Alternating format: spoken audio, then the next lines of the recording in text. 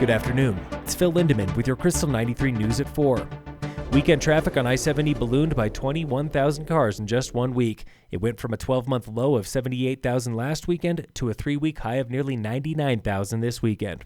Forecast is calling for snow tonight, and local snowpack could use it. We are 4 points below average in Summit and Eagle counties. The Vale area is down 33 points today. Copper Mountain is up 38 points.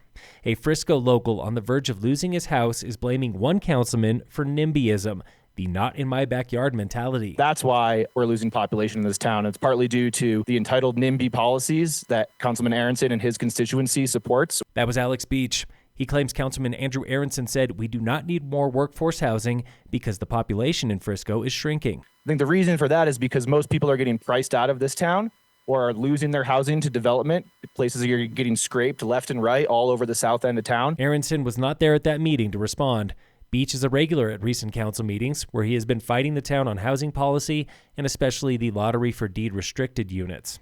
State and county officials are getting creative with property tax relief and a possible new rebate for landlords who rent long-term instead of short-term. Senator Roberts introduced a bill last year, which Speaker McCluskey sponsored in the House. We were able to pass that last session, and so this is the first year that we have that authority. Details are still in the works.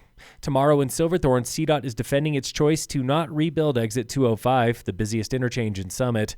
Hear more about a year-and-a-half-long study that led to this decision, straight from CDOT engineers. That is tomorrow at Silverthorne Pavilion from 4 to 7 p.m. This is the final edition of Rock Knowledge with Geo Joe Newhart, resident geologist at Friends of the Dillon Ranger District. In the series finale, Geo Joe explains how scientists have mapped out billions of years in just a few decades. When I started as a geologist in college in the 1960s, we had no idea. This guessing game changed with elemental dating. When we started to be able to age date these rocks, especially the old rocks that we call Precambrian, we could build a actual geologic timescale in millions of years. Every layer of rock all over the world has a radioactive element. If you don't find uranium, you'll find some other radioactive mineral like rubidium. A lot of these age dates up in the 10-mile range by the U.S. Geological Survey rule, rubidium, strontium dates. From the 10-mile range at 44 million to the Williams Fork range at 1.7 billion, the pebbles under your feet all tell Geo Joe a story. I was a professional geologist for over 30 years. Been a student of the Rocky Mountains, learning more and more about the rocks in the Rocky Mountains. Thanks for tuning in this fall to Rock Knowledge with Geo Joe Newhart. In sports, the Avalanche play the Flyers tonight at 5. Michaela Shiffrin just might claim her 100th World Cup victory on home snow in Killington. She won her 98th in Levi, Finland over the weekend. This coming weekend is slalom in Austria, and after that, she's back in the U.S. for slalom and GS. And in local sports, the Breck Vipers have been deadly already this hockey season. The boys are undefeated in 4 games and outscoring their opponents 44-8.